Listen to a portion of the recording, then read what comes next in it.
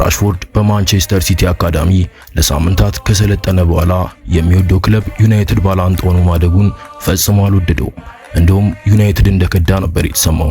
ታዲያ የፈጠነ ሐሳቡን የቀየረው ራሽፎርድ ውሃ ሰማያዊዎቹን ተሰናብቶ ዝነኛውን ማንቸስተር ዩናይትድን በመቀላቀል ወደ ካሪንግተንና ወደ ህልሙ አመራ። ለዚህ በሳል ውሳኔው የወንድሞቹ ድጋፍ ከፍተኛ ነበር።